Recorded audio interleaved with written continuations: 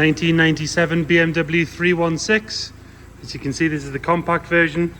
So instead of being the full coupe or saloon, it's the sort of shorter back.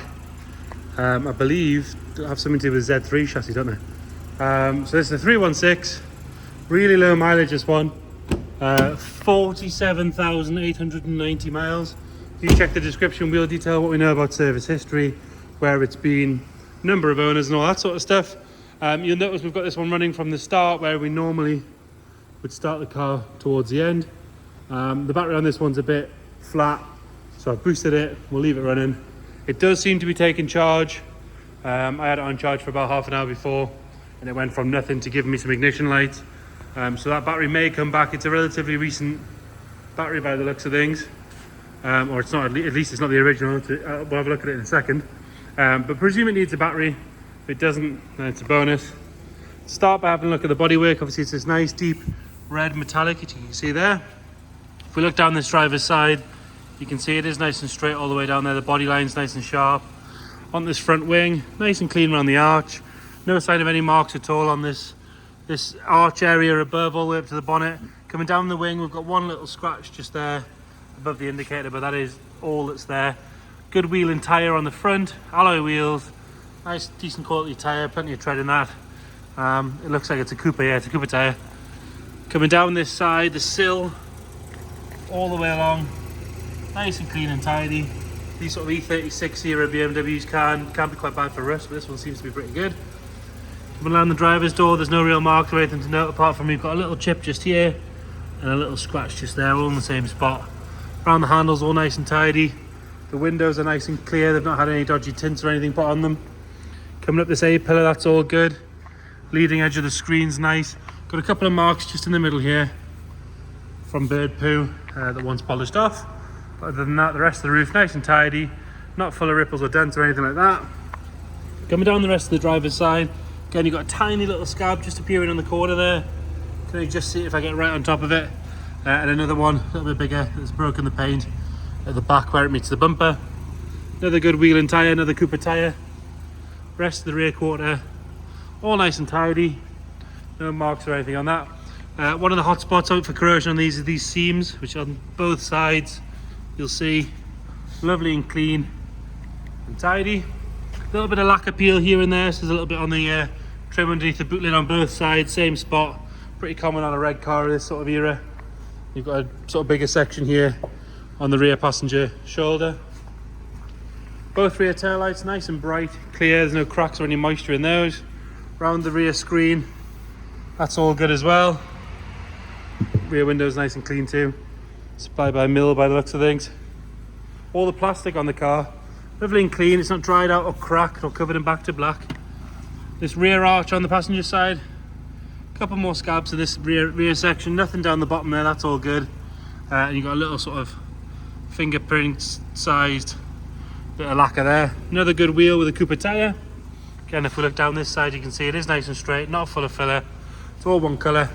Got a little bit of lacquer peel on the window sill area of the rear here. Have another look at the roof from this side. Glass on this side, nice and clear again. Same story with the sill. Nice and tidy all the way along. Little hairline scratch on the passenger door there, very faint. And another one, a little bit sort of chunkier, underneath the wing mirror. And then onto the front wing. Again, nice and clean, there's no sign of any corrosion down the bottom here. All good all the way around. Another good wheel with the coupe tyres. That's coupe tyres all round, all matching. A little bit of lacquer peel on the top passenger side corner of the bonnet. And there's another spot just here on the driver's side. And some more under both headlights there. Pretty common on a red car of this era, like I say. Both headlights nice and clear and bright, same with the indicators. Lower half, the fog light blanks are all good, they're not missing. There's no cracks in the lower half of the bumper where it's been rammed up a curb or anything like that. Moving on to the interior, so we've got this sort of clarity red exterior with a very light grey, almost sort of beigey coloured interior. Electric windows on this one, electric mirrors. What else have we got? The original stereo in there. Like I said, 47,890 miles. Driver's seat's lovely and clean. There's no sign of any wear at all on that. No sign of any ingrained dirt. Carpet set's lovely and clean as well.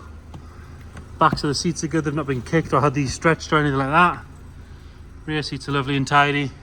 Headlining sagging a little bit at the back and a tiny little bit at the front. And I noticed it is coming away on this pillar here.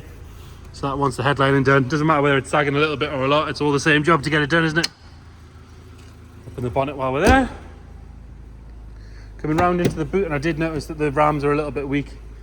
They will hold it up, but if you don't get it all the way up, it'll sort of think about going halfway down. It doesn't slam shut or anything, but they are a little bit weak, like I say.